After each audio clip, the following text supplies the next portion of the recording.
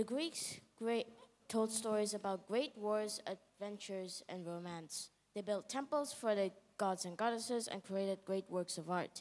They believed that their gods were like humans, but stronger, larger, and most importantly, immortal. They are known as Olympians because they lived on Mount Olympus. Like mere mortals, they play games, married, had children, and even fought or argued with each other. They had a type of trickery that was to turn into a type of animal or a human being. This was a way to test humans to see if they honored heroes or not. They would honor people that honored them and punish those who didn't. This was the basis of Greek and Roman religion. Zeus was the king of gods and leader of the Olympians. Zeus hadn't always ruled the skies. He first led his brothers Zeus and Hades to overthrow their father Kronos. After that, they divided the world into three.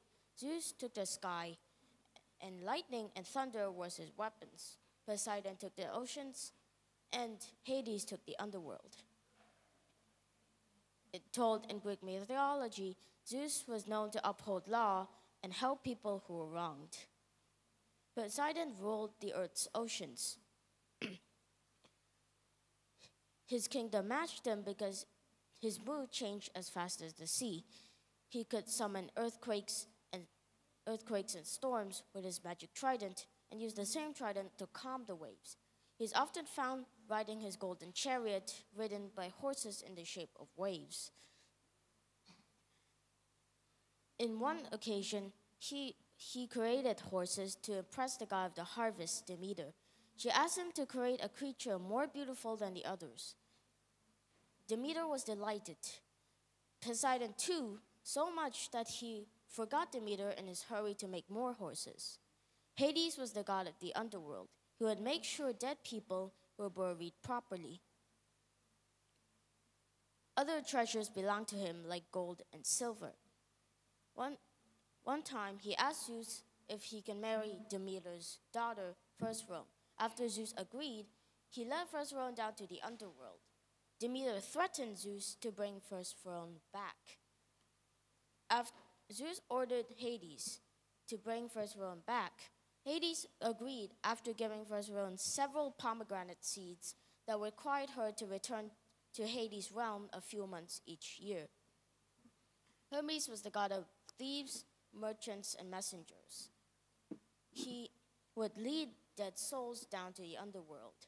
Hades would seldom speak or even smile, but Hades liked to talk and play tricks on people. When he was small, he hid from his mother's side and stole some cattle from his brother. He stuck bark to their hooves and tied brooms to their tails to sweep the ground behind them. His sharp wit and quick thinking impressed his father Zeus, who made him his messengers, who gave him a cap with wings and a sandal with wings to speed him on his way. Hera was the queen of gods. She was the goddess of marriage and childbirth. Her scepter was tipped with a lotus blossom and had a chariot who was pulled by peacocks. Greeks would often ask for a blessing before a wedding. She would protect the mother while giving birth. Artemis was the god of wilderness. She would often be seen going hunting while nymphs took care of her hounds. She was both protected wildlife and hunted it, making her popular amongst game hunters. She was also a goddess of childbirth because she helped her mother Hera give birth to a twin brother. Artemis's role was different from Hera. Hera would protect the mother while giving birth, and Artemis would guard the newborn baby. Hephaestus was the god of smoke, volcanoes, and blacksmiths. When he was first born, he had a disability affecting his legs. His mother Hera was so upset that she threw him over from Olympus. he was sick. He fell into the sea where sea goddesses saved him and tended him for 9 years. He became one of Olympus's most finest blacksmiths. Heroes and both deities enjoyed his finely crafted jewelry, armor, and weapons. One time he ascended a golden throne up to Olympus. When his mother Hera sat on it, springs and pulleys strapped her into place. Hephaestus wanted to punish his mother for throwing him away. Aphrodite was the goddess of love. She could make anyone who pleased her fall in love with her. The child god Eros, called Cupid by the Romans, was her son. When Zeus saw that Hera was trapped, he offered anyone to marry Aphrodite if they freed her. Hephaestus loved Aphrodite so much that he freed his mother and married Aphrodite. Ares was the god of war. He is a formidable warrior that wielded a giant spear. He liked smells of war and destruction. He didn't care if any side was good or bad. He might even change sides mid-battle. Many gods disliked him because of his violence. He is often found with his sister, Eris, which is the god of discord, who can stir up war. He is also in love with Aphrodite, who loved the handsome war god more than her husband, Hephaestus. Athena was also a goddess of war. She would give leaders good advice. She was also one of Zeus's most favorite children. She had a stranger's birth. She sprang from Zeus's head, fully grown and dressed in golden armor. Many Greeks also gave her credit for inventing many types of wisdom, such as sewing, pottery, and cookery. Greek mythology held a central role in Greek and Roman religion, but it didn't just stop there. Far away in Italy, the Romans modeled their society like the Greeks. The first Olympic Games were celebrated in 776 BCE, which gave birth to the Olympic Games today. It was also known as the birthplace of Western society, which shapes how we interact and work today. Thank you for listening.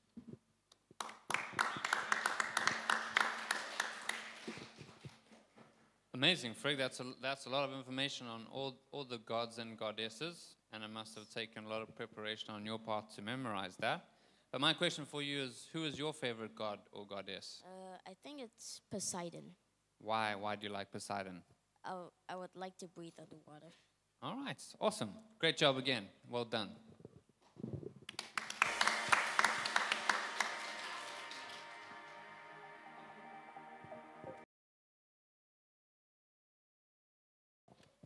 Once upon a time in a house, there are three little pigs. For some reason, they can talk like a human. That scares me. One day, the mother of the pigs told that, "You guys are very old right now. I can't take care of you all. Now get out of my house. Don't come back ever again. I don't like you." Then the three little pigs ran out of the house to live on their own. The first pig was a bit too lazy, so he only built his house out of straws.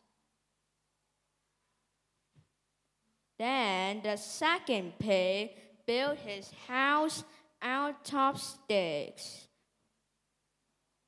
Then the third pig, because he wants to be different and he's not lazy like the other two, he built his house out of bricks.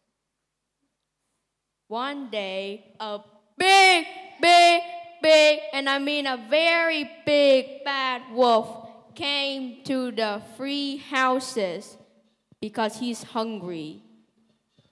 The wolf came to the first pig's house, as known as the straw house. Then he go ask the pig. Little pig, can you let me in? 100% I'm not gonna eat you. It's very cold out here, even though it's literally summer. But the pig refuses and says, not by the hair of my chin. You don't even have hair. Then the wolf huff and puff and blow the house down with his overpowered blowing powers. Where's the logic? Then the pig luckily ran away to the second pig's house, even though he could have just came to the third pig's house. Then the wolf came to the second pig's house and asked the two little pigs, two little pigs, can I come in? But the two little pigs refuses and yelled, not by the hair of our chin.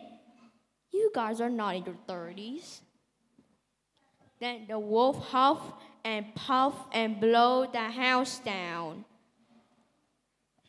But then the two little pigs are lucky enough to run to the third house and hide. Why are they so lucky? If I was them, I would have died.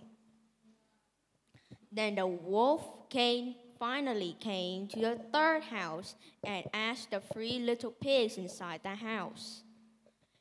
Three little pig, can I come in? 1,000%, I will not eat three of you. Like for real.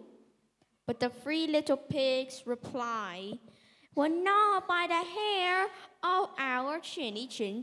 And I told you how many times you guys don't have hair. Then the wolf uses his overpowered blowing skills and go huff and puff and blow the house down. Except this time, it doesn't blow down because it's literally made out of bricks. After a few tries, the wolf then gave up and go away to find another one to eat, totally not murdering them. The end.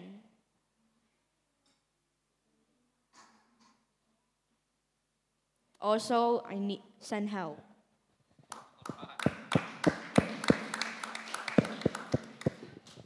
Great job, Victoria. A very interesting version of the Three Little Pigs. I really enjoyed that. My question for you is, did you learn anything from the story? Oh, wait, yeah. The moral of the story is the good old hard work pays off. What if it doesn't? Good question, but I think in the end it does pay off if you work hard. But anyway, great job, well done. Really interesting story and interesting take on the story too. Good job. Yay, clapping.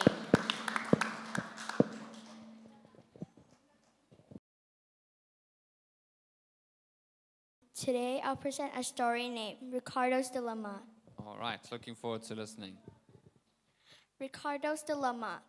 This is a story about a boy named Ricardo, who's a natural ballet dancer and a hockey score leader. The story wants you to know that not just girls or boys can only do something about their gender, but they can do whatever they want. One day at school in the afternoon, Miss Perwinkle stopped Ricardo in his tracks to go home. She says, "Are you excited for the field trip to the hall concert tomorrow? It's going to be so much fun." Ricardo said, "Yeah, I hope it will be so interesting out there."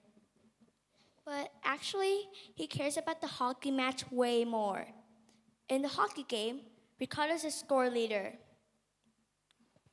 He rushed outside and shouted, "Look out, Tigers, here we come!"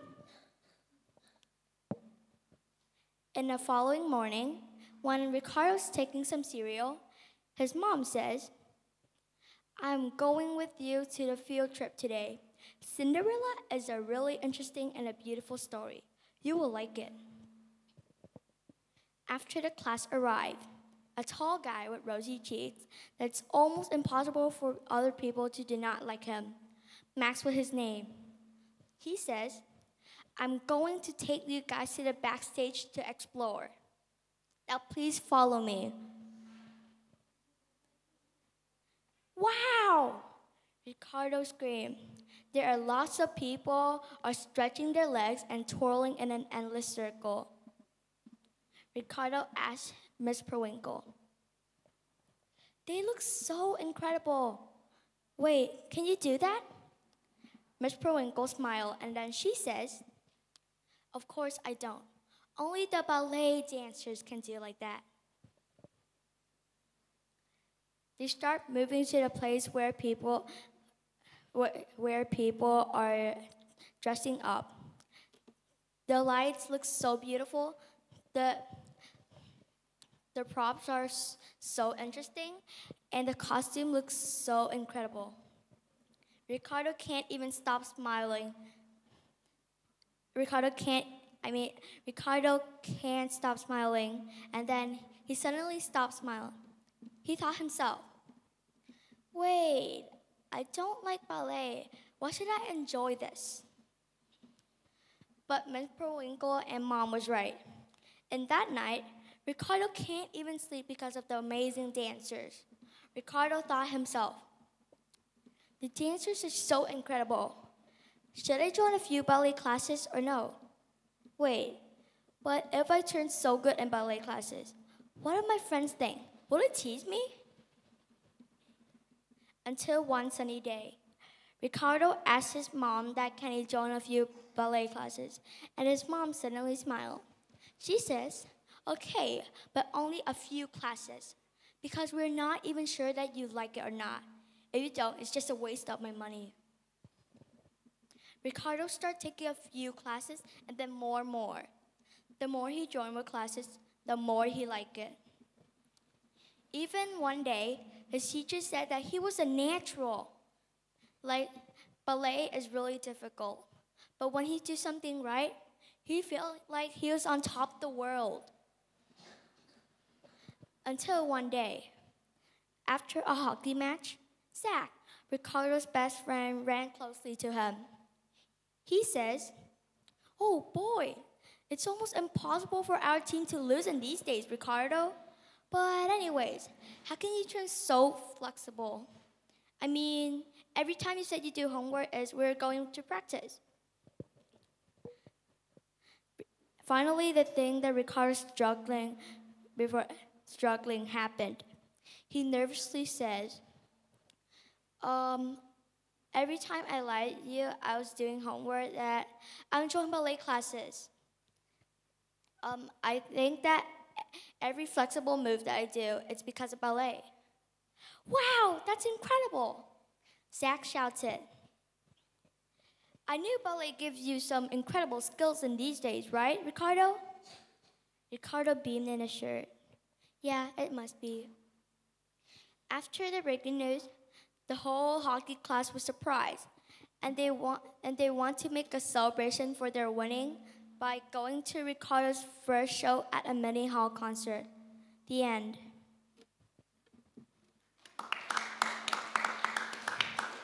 After the story, I've got the thing the story wants to give us is we don't need to distinguish our gender to another, but we can do whatever they want, like me, because I believe in Ricardo's story.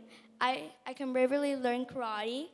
Because I believe in the story, now I'm the top leader in karate team, and because I believe in the story, I got badges. Thank you so much for listening. Does anyone have any questions? I don't have any questions, Bunny. I think you covered a lot in your story, and you covered some very important lessons. So again, thank you so much for sharing, and we really enjoyed listening to your story. Good job. Yeah, you're welcome.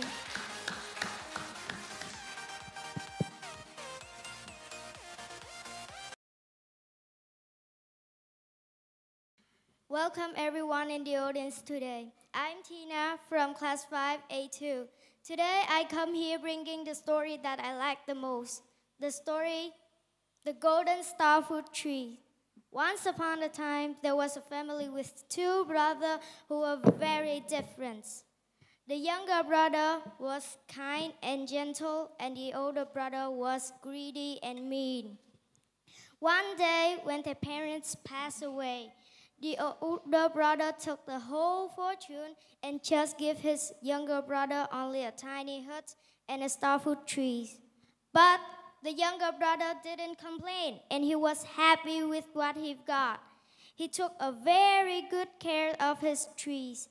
After a while, the trees was full of fruits. When the fruit started to ripen, a giant raven came every morning to eat them. No matter what the younger brother did, he couldn't chase the big black birds away. The younger brother cried.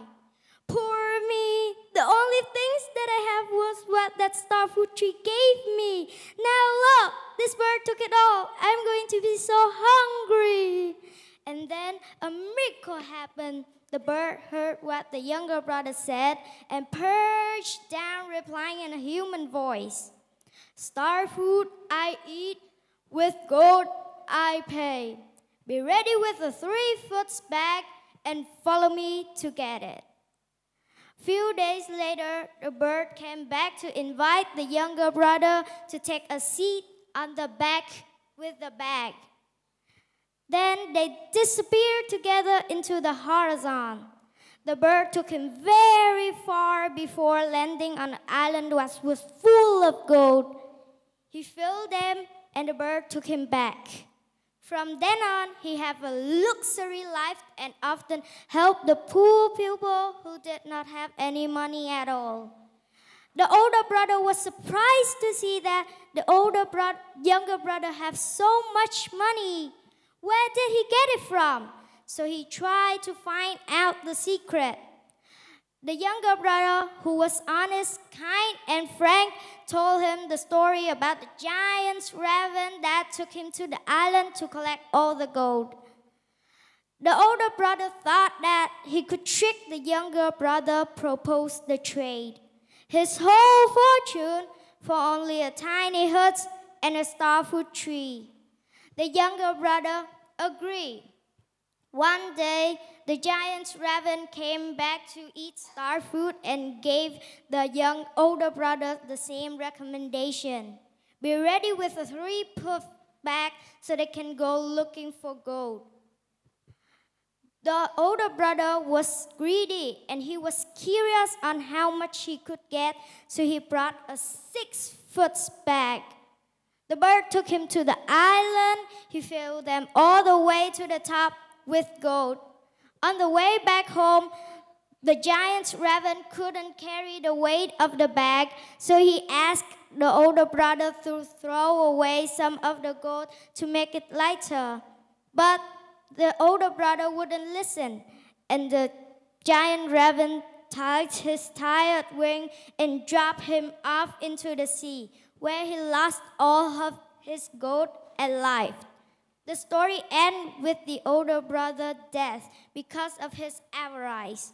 Through the story, I have learned 2 lessons for myself. The first thing, I should not be greedy, but must know how to work hard and be diligent in studying and working to achieve good result for my work. Just like the proverb that our grandparents said, no pain, no gain. The second thing that I have learned was I think each of us should be grateful and appreciate to those who brought us good things. Just like the proverb, gratitude is the sins of noble soul. That is the end of my story. Thanks for listening. Do you have any questions?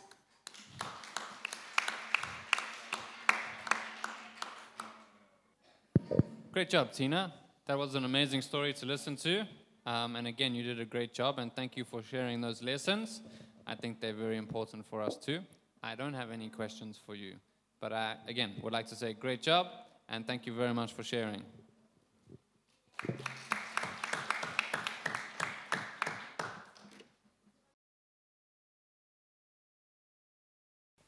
How are you? I'm a bit nervous. You're doing a great job, okay? What story are you going to tell us about today? Today, I will tell about a story named Emily's Secret. All right. Sounds very interesting. I'm looking forward to listening. Once upon a time, there's a girl who named Emily. Emily is 8 years old. She lives in a big house. She has a lot of friends, but Emily is not happy. She has a secret. She doesn't want to tell anyone about her secret. She feels embarrassed.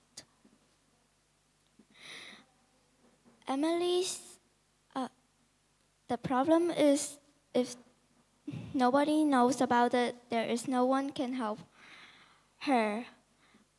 Emily doesn't write her homework. When there's an exam, she gets sick.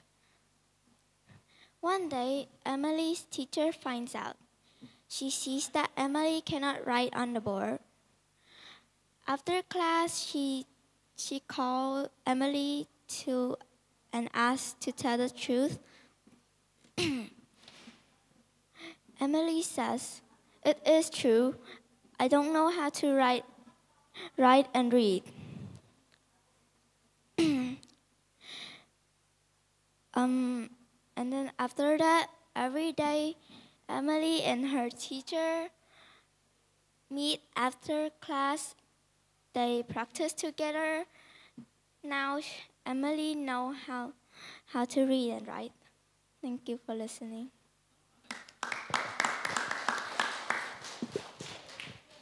Great job, Kiwi. Is there anything that you learned from the story? If you're having a problem, you should tell someone that you trust to help you with this. Yeah, I agree. And I encourage you guys, when you are having problems in the classroom, to talk to your teachers so that we can help you. Great job today. Well done. Thank you.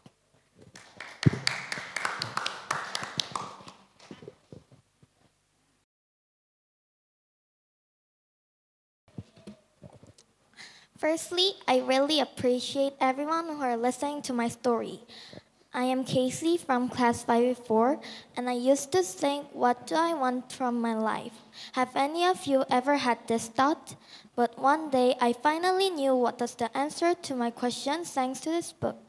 The name of the story is called The Hen Out of the Yard. What does this title mean? At first, I thought it was just a fun story for kids, but no.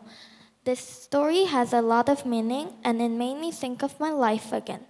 So I would like you to listen carefully. The story tells about a hen called Leafy. She was a hen who had spent her whole life on the poultry farm. She used to look out the window and see other hens playing with their chicks. Leafy had a dream. Her dream was to take care for her own eggs and get out from the poultry farm. Day after day, Leafy would just thoughtlessly lay eggs, which would then be collected by the farmer.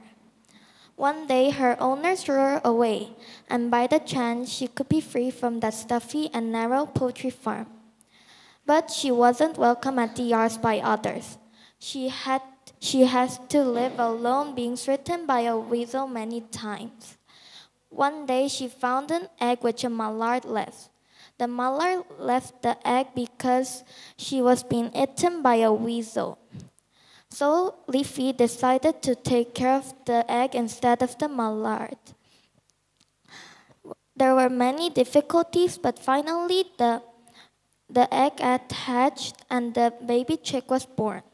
And Leaf named him Green. Leaf treasured him very much. There were many things that made Green sad, but Leaf constantly took care of him with sincerity, and Green continued to keep on living with Leaf. Days after days, Green grew and grew. When he was an adult, he had to leave Leaf because he had to live his own life. Leaf had to feel great sadness after sending his son, but she had no regrets of her life because she already accomplished her goals. After, behind her back, the weasel was trying to hunt her. Leafy just stayed and said, Just kill me because I'm already accomplished all of my life. I don't have any regrets of my life." So that day, Leafy accepted her fate but died happily. The story tells about that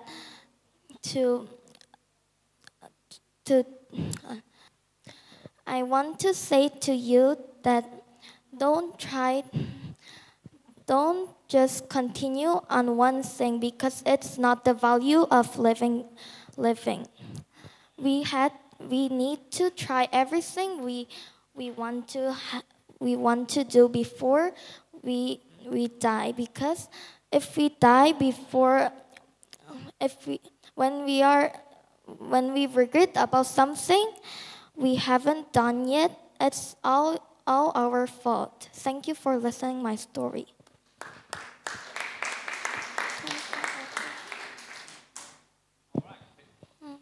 And you've made it to the final round now, but I wanted to know, what other interesting things do you like to do? I want to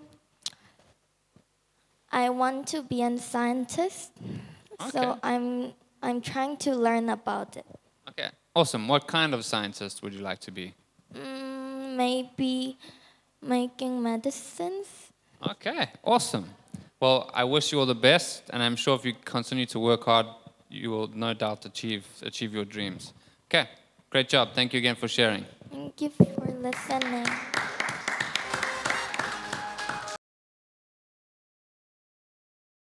What story are you going to be talking about today? Today I'm going to share with you about a story that I read on Kids, and I think that is really cool and interesting. The name of the story is Galileo. One of the most famous physicists around the world. Does anyone here know about Galileo? Just a little bit. Well, today I'm going to tell you all about him.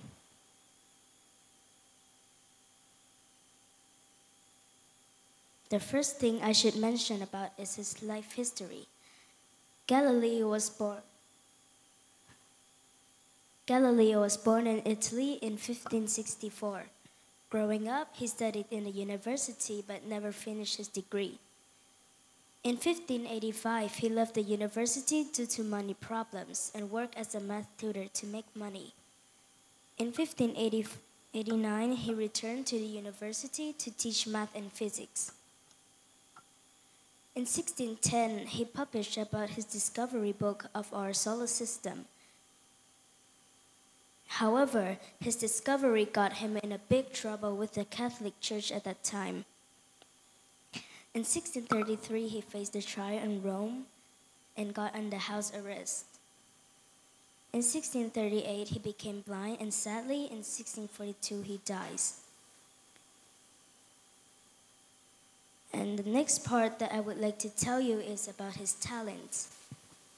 He was curious in science. He always asked questions and tried to look up for the answer. And he was also really patient. He kept working on his experiments no matter what the situation was. And I think that he was also really brave. He even published one more book, Not Being Scared of the Contemporary Powerful Church. Another part that I would like to add in is about his achievement. In 1609, he could build himself a telescope.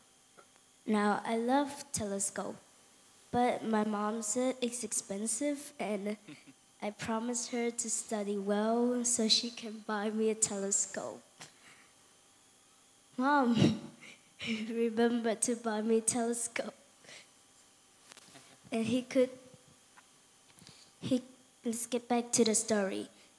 He could publish about his discovery book of our solar system in a book called The Stereo Messenger, in which the Earth is not the center of our solar system, but the sun is. And he published another book called Two New Science. In 1610, he published about the pendulum clock after observing about the chandelier. Now, scientists are still using many of Galileo's research methods. These are Galileo's typical invention. This is the telescope. This is the compass that is used for the military. And does anyone here have a thermometer at home? Well, do you know that Galileo is actually the one who invented the thermometer? Really cool, right? When he was alive, Galileo once said, "Truth always contains a power. The more you want to attack it, the more solid it becomes, and you also prove it." Until now, his system of scientific theories is still a solid fulcrum for the development of modern science. On his tombstone, people respectfully inscribe the words, "He lost his sight because in nature there is nothing he has not seen yet." I would try to study well and follow Galileo's example. Always explore and learn, always try to improve myself. That's all I could share with you today. Thank you for listening.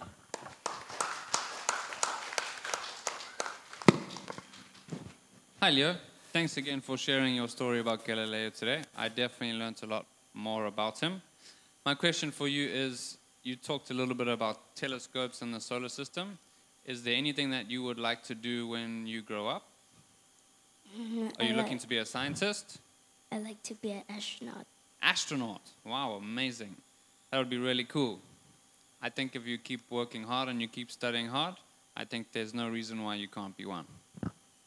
Thank you, teacher. Okay, thank you for sharing today.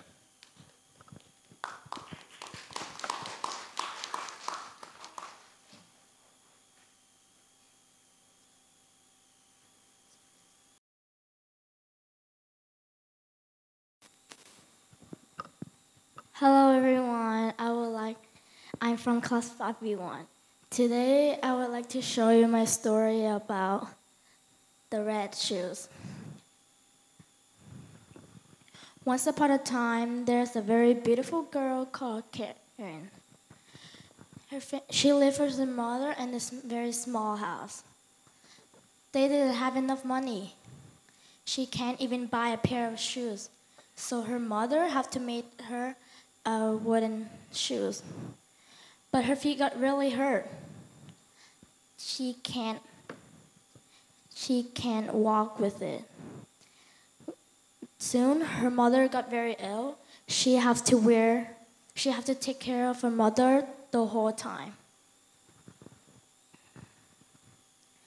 One time, she was coming home, then she saw the red pair of shoes on the sidewalk, and she decided to take it home. She thought that her mother gonna be very happy, but her mother is very sad. Why did you pick it up? What if it belonged to someone? Mommy, look, they throw it on the sidewalk. Maybe nobody would need him anymore. But she didn't want to break her mother's heart, so she promised that she's never gonna do that again. Soon, her mother passed away due to her illness. On her mother's funeral, she did something very unusual. She wore the red pair of shoes. So when she get there, everybody was looking at her. She didn't respect the dead. Why did she wear the red shoes? Old lady passed by. She wanted to adopt Karen. When she see the red shoes, she said, "Karen, take it off. Why would you wear the red shoes on your mother's funeral?"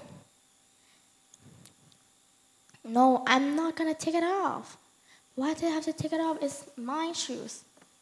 Oh, please, don't be so stubborn. I'm gonna give you everything that you want. So Karen have to leave the red pair of shoes there and go home with the old lady. When she get there, the old lady was very nice to her. She feed her food, gave her a room and a closet. Then she gave Karen the new pair of shoes. But it was blue. Karen didn't even like it. She could not stop thinking about the red shoes. When I grow up, nobody gonna stop me from wearing the red shoes. Soon, she grew up. She was very beautiful, but her stubbornness is still there. She regret to eat almost everything. I want rice. Give me. I don't want the vegetable. Oh, can you just try it even once? No, I would like rather starve. I'm not gonna try anything like that. Soon, her clothes got very tight and short, so the old lady had to go buy her a new pair of shoes. When they just entered the shop, the first thing that she saw is the red pair of shoes. She want one. She very want one. But the old lady didn't want her to get a red pair of shoes. Can you go get another pair of shoes that you can wear it anywhere? I don't have enough money to buy you another pair. But Karen don't care about it. She have to buy the red shoes. So the old lady have to buy her the red shoes and the black shoes. Soon the old lady have to enter a funeral. So she tell Karen to wear the black shoes, but she didn't listening. She's just wearing the red shoes. So she hide her shoes inside the dress. When they enter the funeral, everybody's looking at her. She didn't respect the dead. And then someone told the old lady that she is wearing the red shoes, and the old lady immediately hold her hand and step out of the funeral. Why would you wear that red shoes? I already told you you're not supposed to. It's my shoes. Why do I have to listen to you? Then the old soldier passed by. Then he whispered to Karen's shoes, be stubborn, just like your owner. Keep dancing and never stop. When they, sir, what are you doing? Can you please get up? Oh, sorry, I was just admiring your feet. I think that you will be a brilliant dancer. And then Karen just started dancing. See, I could dance very well. And then a few minutes later, she can't stop. And then she's running far away. What happened to me? Why can't I stop running? Then the old lady was wondering what happened. Then she just kept running, and she ran into a forest. Her feet and her back got very hurt. She can't eat or sleep. Then she ran into the thorny bushes, and somehow she able to take the shoes off. I should have listened to the old lady. Now I have to regret everything. Somehow she able to get to the home. The old lady helped her rest, and the next day she want to go to the market. But when she just stepped out of the door, the red shoe is in front. That made her can't step outside. This is all my fault. I should have listened to you. What if you pray? It might get better. Then the Karen start to pray every day. Then the soldier just appeared. I'm glad that you have learned your lesson. And he disappeared, so did the red shoes. Then she promised that she would study hard and never let the shoes enter her life again. Thank you for listening. Great job, Jennifer. Thank you for sharing your story today. I would like to ask if there's anything that you learned from the story. The thing that I learned from the story that you should not be stubborn. It can cost you someday. Okay, great. Any questions from you guys? All right.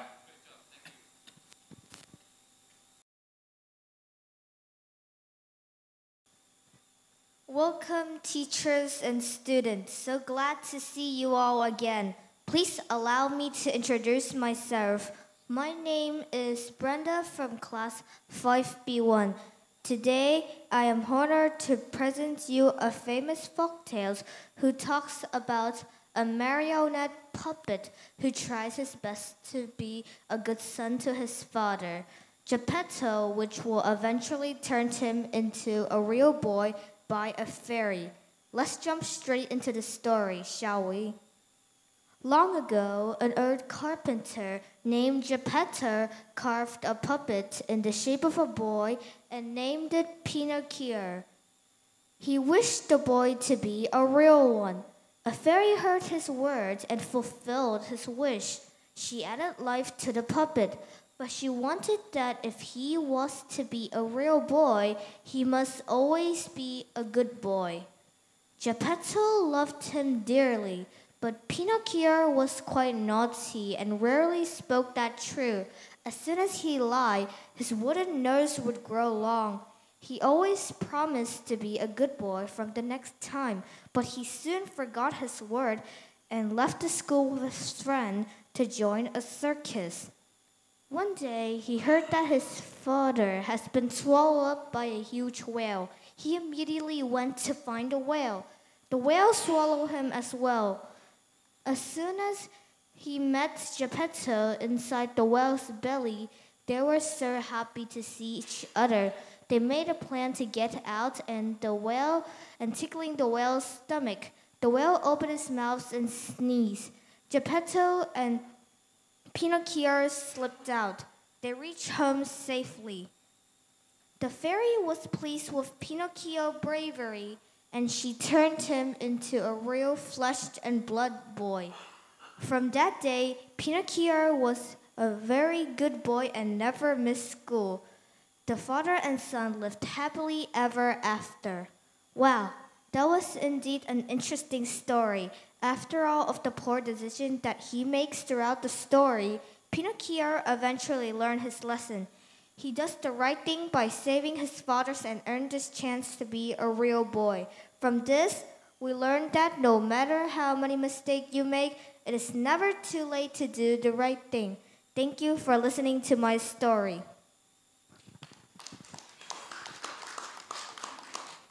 All right, Brenda. Thank you for sharing your story again, and thank you for the lessons. I don't have any questions for you.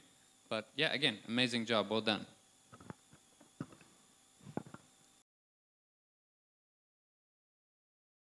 Welcome everyone to Royal Speaking Contest 2023. I will have a little bit introduced about myself. I am Amy from class 5E1. Today, I'm very glad to take part in the final round of Royal Speaking Contest.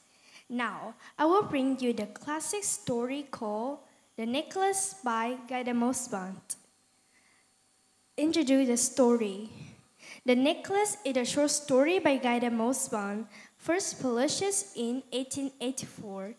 It tells the story of a young woman who Matilda Lascelles, who is served with wealth and social status.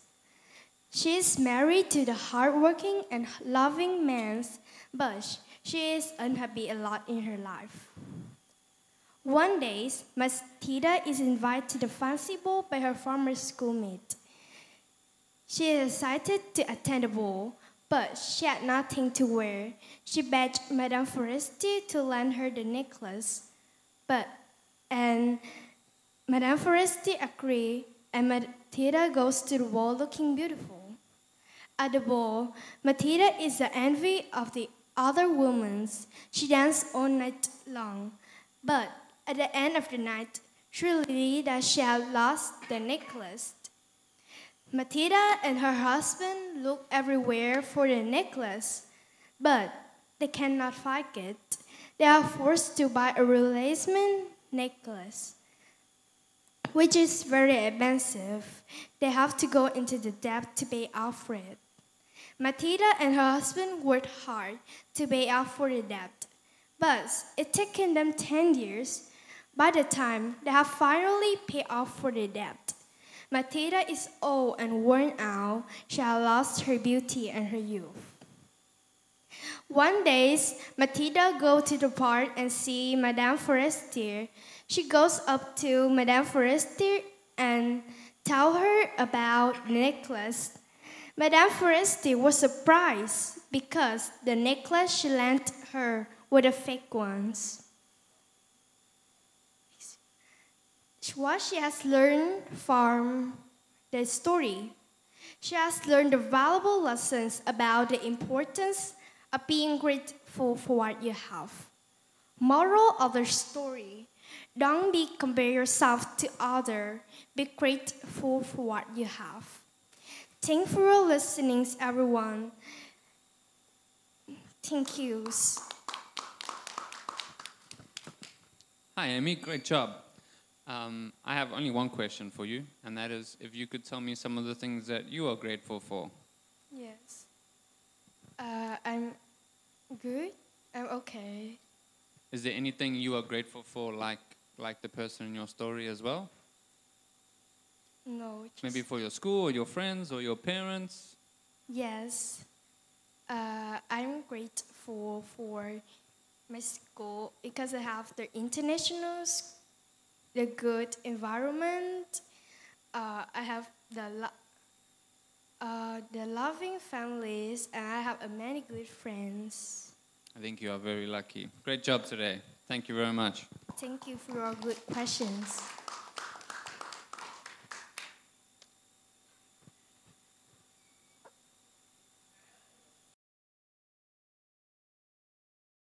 The first prize was awarded on 10 December 1901. That day was the anniversary of the death of Alfred Nobel, the creator of the prize.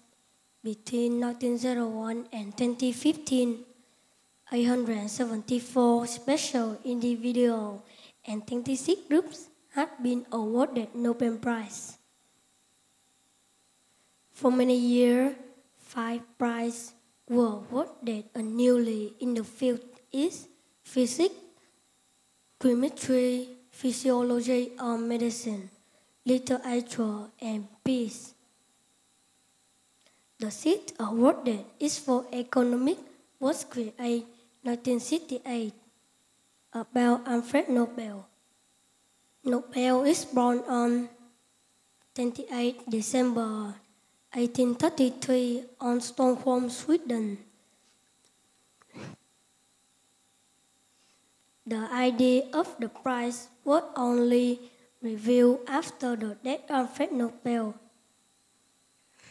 To manage his fortune and award the prize, some famous scientists who win the prize is Albert Einstein, Nikola Tesla, and Marie Curie. Throughout the story, I have learned that we have to love peace, and thank you for your listening. Hi, Rowan. Great job. I have one question for you. And what is your favorite invention? My favorite invention is about light bulb. Did it win a Nobel Prize? I can't remember. Light bulb is about Edison. Okay. Awesome job today. Well done.